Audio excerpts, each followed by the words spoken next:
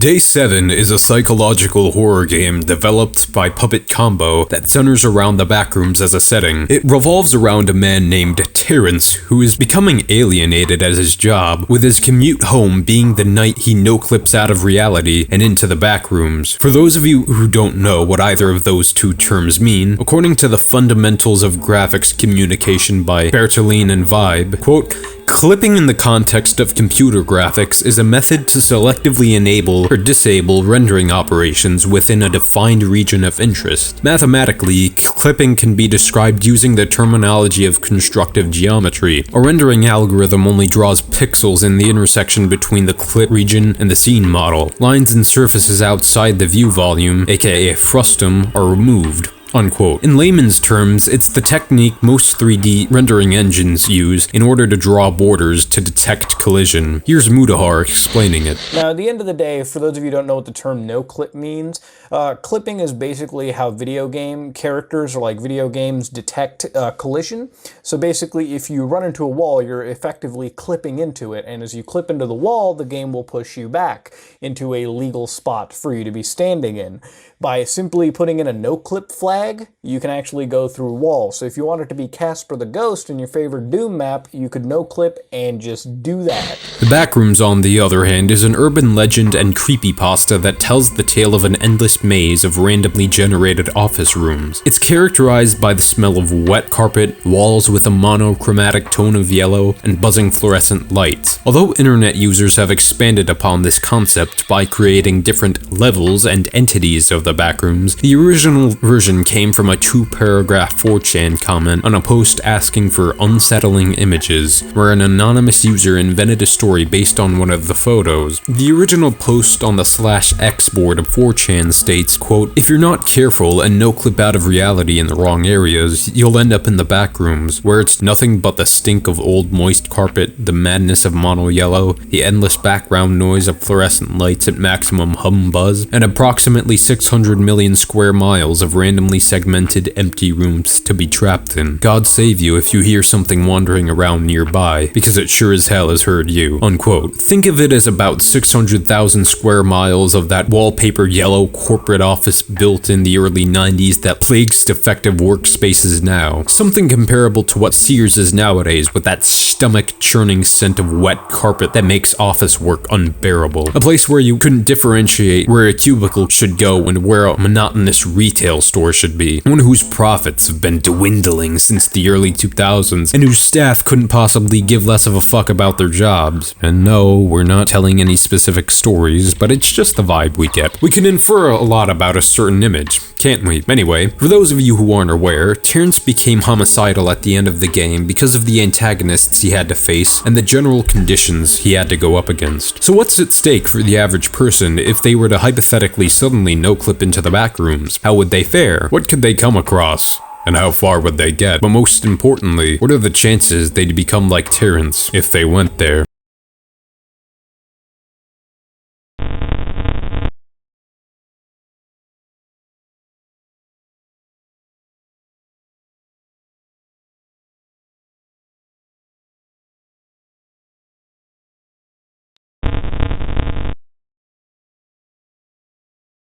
According to the Puppet Combo wiki, quote, "The game consists of 7 days. The game starts out with a character named Terrence returning home late from work in the office. On his way to the subway station, he encounters a stranger who warns him about the end of the world. Inside the train, he helps a young girl and has a chat with her before getting off the train. As he reaches the exit, he unexpectedly falls through the staircase and appears in the Backrooms. Confused and scared, he wanders the maze looking for the exit before encountering a strange mask on the wall. He removes the mask using a screwdriver that he found on the ground, revealing a hole in the wall. He looks through the hole and sees a corpse of the police officer whose blood has been drained and eyes torn out. Terrence continues wandering the maze of halls and finds a small gap between the wall. He looks through it and sees a tall person in the other room, but is unable to determine who it is because of the dark. He continues to wander around and comes across a little girl who he tries to talk to, but she doesn't answer any of his questions. But before she runs away, she warns him that the bad man man is coming and that he better hide. She also informs him that she will find him later to show him a way out. Terrence eventually gets tired and sits in a small corner of a room and falls asleep. He has a dream where he's at his cousin's funeral. He's encouraged by his brother Malcolm to play hide and seek with him. Despite not wanting to, young Terrence eventually agrees after his brother calls him a chicken. After finding a room, Terrence goes to hide while Malcolm counts to 10. After a while, Terrence gives up and goes to find his family, but he is ambushed by a tall man in a black suit and with long fingernails. Terrence wakes up from his nightmare and continues to search for the exit despite feeling weak and thirsty. He finds a change-filled purse filled with coins that he takes and uses to leave a trail of coins where he's been. He also finds a wall filled with bugs and is forced to eat the insects despite their disgusting taste. Soon, the walls and quarters start flashing and changing, and he encounters the tall man and is forced to run away from him. Terrence manages to escape the man, but he collapses on the floor and faints from exhaustion. Luckily, Terrence is found and rescued by a hitchhiker named Sally, who explains to him that she was camping with her friends and she fell through the ground and found herself in the Backrooms. Both team up and start looking for the little girl in hopes that she will tell them where the exit is. After navigating through a series of warped rooms with bodies hanging from the ceiling, they get to the normal section, which Terrence recognizes as the beginning where he first appeared. They decide to rest, and while Sally sets up the tent, Terrence goes to find wood to set up a fire. He runs into a little girl again, who refuses to speak to him, making Terrence angry. The little girl runs away, threatening Terrence she will tell her daddy. Terrence returns with the chair he found. They set up a fire and have a chat before falling asleep. Terrence wakes up to a loud sound only to find Sally gone. He goes to search for her and finds a stranger mutilating and devouring her corpse, and he attacks Terrence, but Terrence manages to defend himself with a screwdriver. After a game of cat and mouse, Terrence ambushes the insane stranger and stabs him with a screwdriver in the eye, killing him. Terrence is sitting on the ground, hungry, thirsty, not knowing what to do, slowly losing his mind and being watched by the mysterious man. Blood splatters all over the wall, hinting that Terrence is feeding on human remains. A woman is seen wandering the halls, calling for help. Insane Terrence, covered in blood, wearing a mask and wielding a screwdriver, slowly approaches her from the back. Game cuts to black as the woman's screams are heard. The game ends, and credits start rolling. As an alternate ending, on the second day, Terrence is caught and killed by the mysterious man. He appears in a blue room and walks out of it and enters a small control room where he sees a cat on the desk. Realizing it was a cat behind all of this, he drops on his knees and yells.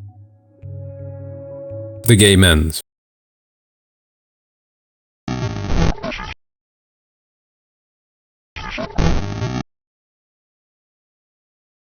In order to determine how likely the average person is to end up like Terrence when they've spent a week in what looks like level 0 of the Backrooms, we're gonna have to look at what worsens mental health. According to Mind.org, there are quite a few things that cause mental health problems, and it's likely that for many people, there's a complicated combination of factors, although different people may be more deeply affected by certain things than others. For example, the following factors could potentially result in a period of poor mental health: childhood abuse, trauma or neglect, social isolation or loneliness, experiencing discrimination and stigma, including racism, social disadvantage, poverty or debt, bereavement, which is losing someone close to you, severe long-term stress, having a long-term physical health condition, unemployment or losing your job, homelessness or poor housing, being a long-term care for someone, drug and alcohol misuse, domestic violence, bullying or other abuse as an adult, significant trauma as an adult such as military combat, being involved in a serious incident in which you feared for your life, being the victim of a violent crime. Physical causes, for example, a head injury or a neurological condition such as epilepsy can have an impact on your behavior and mood. It's important to rule out potential physical cases before seeking further treatment for a mental health problem. It also goes on to state, quote, although lifestyle factors including work, diet, drugs, and lack of sleep can all affect your mental health, if you experience a mental health problem, there are usually other factors as well, unquote. Additionally, according to careersinpsychology.org, quote, just as bad habits can be harmful to your physical health, some bad habits can negatively affect your mental health. These habits can increase your risk of depression, for example, or cause you to feel more anxious or stressed out. 10 bad habits that may be sabotaging your mental health can include perfectionism, poor posture, guilt, lack of exercise, a failure mindset, which is people feeling they haven't been adequate enough in their lives, overuse of social media, overuse of a smartphone even when someone's not on social media, regret, codependency, and poor sleep.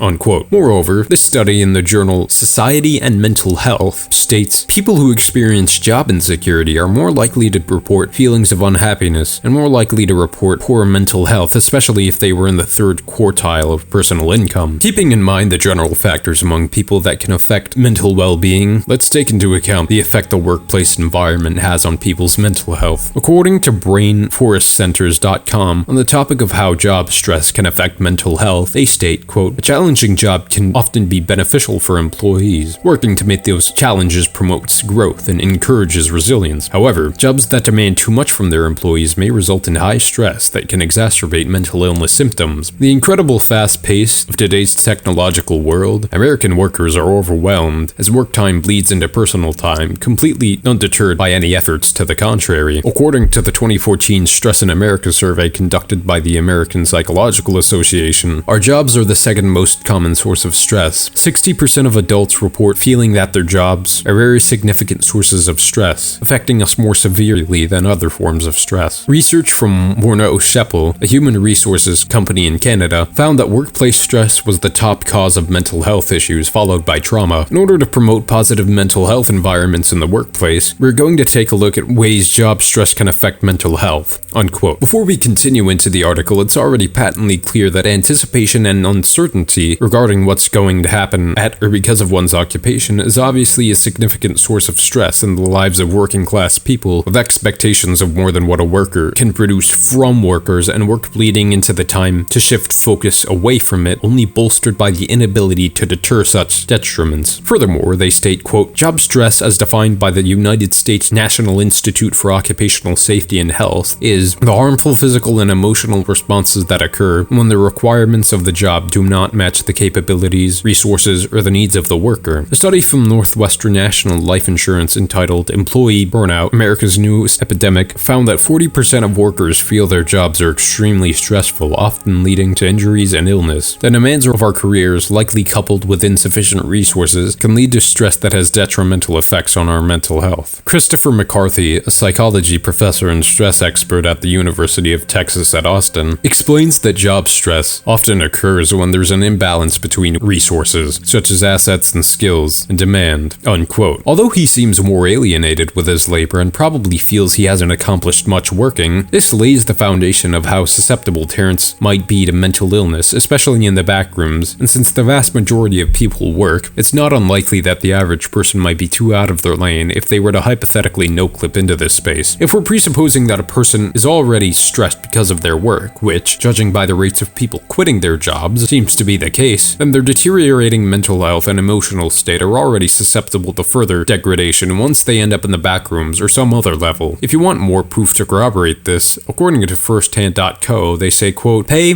hours, workload, anything in a job can have a negative effect on your mental health and make you more vulnerable. However, it might be that your perspective is driving you to an unhealthy end. If you were to take things a little less seriously, you might start to feel better and begin to plot a route out, unquote. Additionally, in an article titled The Impact of Work Environment on Mood Disorders and Suicide, Evidence and Implications, Wu and Postalash state, quote, mood disorders are closely related to the occupational environment. Depressive disorders cause more severe functional impairment than any other illness. Suicides can cause explosive loss. These losses are not confined to the individuals they directly affect, but are substantial for our society at large. However, the government and companies have little awareness of, and thus limited investment in them. Considering the robust evidence proving efficacy of treatment for depression, the investments and unprejudiced attention of employees would be very helpful to their employees' mental health and business productivity. These efforts are expected to reduce suicide risk factors such as depression, hopelessness, and sleep impairment. Finally, adequate efforts for increased awareness, education, early detection and referral, help hotlines, availability of counseling, as well as asking about suicide ideation / attempts during routine medical checkups may contribute to a reduction of work-related suicide, a public health priority, unquote. But specifically pertaining to a setting like the levels in the backrooms that can be best described as mostly monotonous, repetitive, sterile, and insipid. As one goes further and further past levels, they do become more pluralistic and dynamic in their effects, but we highly doubt anyone's gonna actually keep their bearing throughout all the levels, and each and every level has different effects on survivability in terms of the people and entities they have, resources, and effects on sanity. Yeah, you heard that right. The Backrooms Wiki wiki used to have a mechanism where every level had an effect on an individual's sanity, which ranged from doing nothing to driving you insane within minutes. Well, you haven't been able to find this aspect of levels on the wiki, so let us know if they still have it or not in the comments. When faced with an environment like level 0, what deleterious mental effects could being in such an environment confer? Well, for one, this fucking talking bin looking wallpaper would make me vomit each time I kept staring at it. According to Psychology Today, which cited a recent study in the BMC Neuroscience article that inquired into a relationship between monotony and emotional maladaptation, it stated, quote, "Its findings suggest that monotony does, in fact, adversely affect mood changes, and that disrupting a monotonous environment through the introduction of novel objects can help prevent the development of depression-like traits. The beauty of novel objects lies in their ability to shake us up a bit. They rouse the brain, consequently elevating the levels of the neurotransmitter serotonin, a mood balance regulating chemical compound in the blood. Plainly speaking, monotony and consequently boredom can be negated by a challenge, substantial change, fresh undertaking, something stimulating that will bring about a sense of purpose and fulfillment," unquote. Okay, so we know constant repetition can lead to a mood imbalance, which can eventually worsen depression, but what about at work specifically? In a review article titled "The Stress of Boredom and Monotony, a Consideration of the Evidence," in his conclusion, Thackeray states, quote, "There can be no doubt that boredom and monotony are negative factors, and that with respect to the working environment, these factors can be detrimental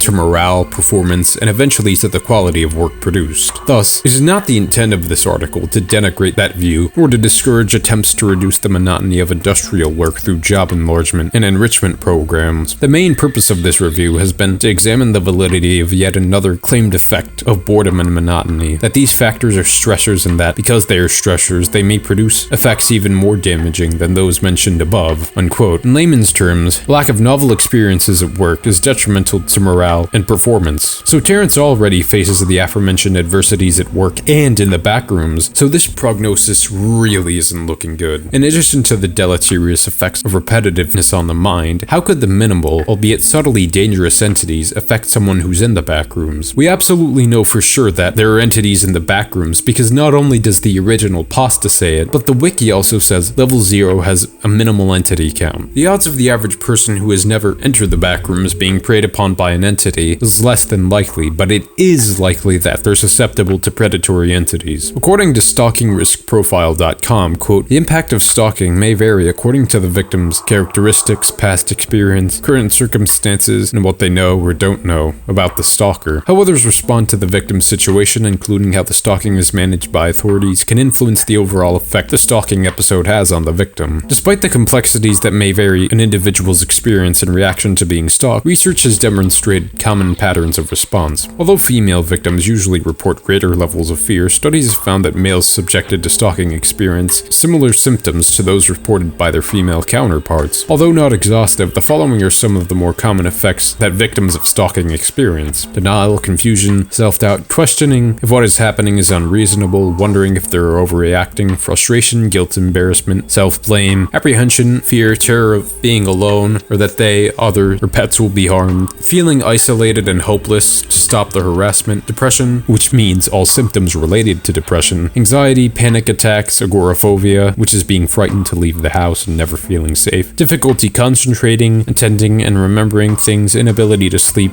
nightmares, ruminating, irritability, anger, homicidal thoughts, emotional numbing, symptoms of post-traumatic stress disorder, e.g. hypervigilance, flashbacks of frightening incidents, being easily startled, insecurity and inability to trust others, problems with intimacy, personality changes due to becoming more suspicious, introverted, or aggressive, self-medication via alcohol or the overuse of prescribed medicine, suicidal thoughts, and or suicide attempts. The effects on physical health include but aren't limited to fatigue from difficulty sleeping, being constantly on guard, symptoms of depression, effects of chronic stress including headaches, hypertension, gastrointestinal problems, fluctuations in weight due to not eating or comfort eating, development or exacerbation of pre-existing conditions, e.g. asthma, gastric ulcers, and psoriasis, dizziness, shortness of breath, impact on health involving increased use of alcohol, cigarettes, or drugs, sexual dysfunction, physical injury due to not concentrating or being under the influence of substances, heart palpitations, and sweating," unquote. It's emphatically clear, but if you haven't realized it already, being stalked is an absolute eviscerator of any semblance of health the average average person might have. Still not convinced? In an article titled The Prevalence and Effects of Stalking, Dreising, Goss, Schultz, and Kuhner state, quote, "The victims were asked for their subjective assessment of the social, mental, and medical effects of the stalking. Most of them reported not only anxiety, but also other psychic and somatic symptoms perceived as direct consequences of the stalking. For example, increased agitation, sleep disorders, and depression. In 2018, 27.7% of all the victims, which was 18.4% in 2003, stated that their doctor had put them on sick leave due to the stalking's impact on their health."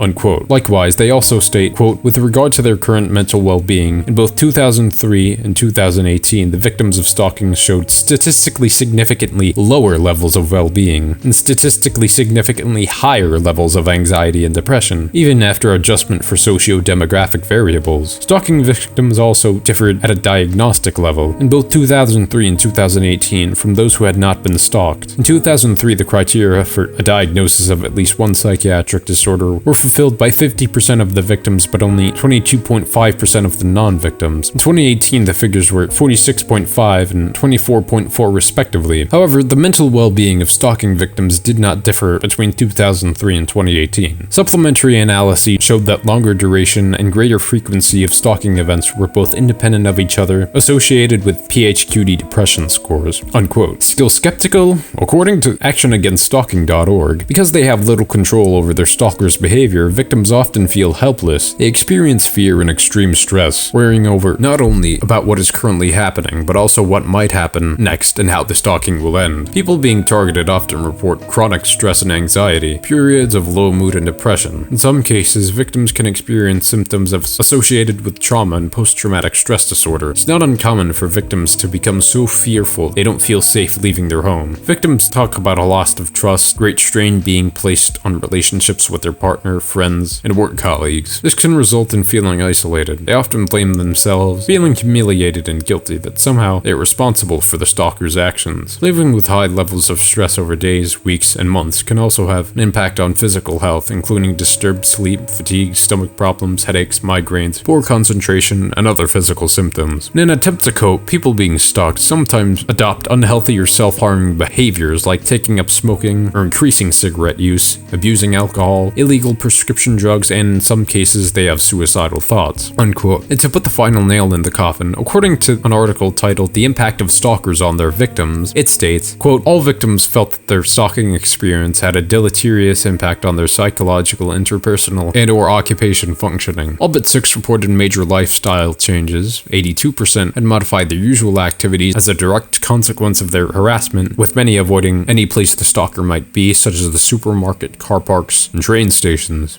Unquote. Now, if you still can't understand what the implications of what we found here are, well, are you blind? Anyway, generally, what are the effects of the backrooms on mental health, and how likely is the average person to become like Terrence?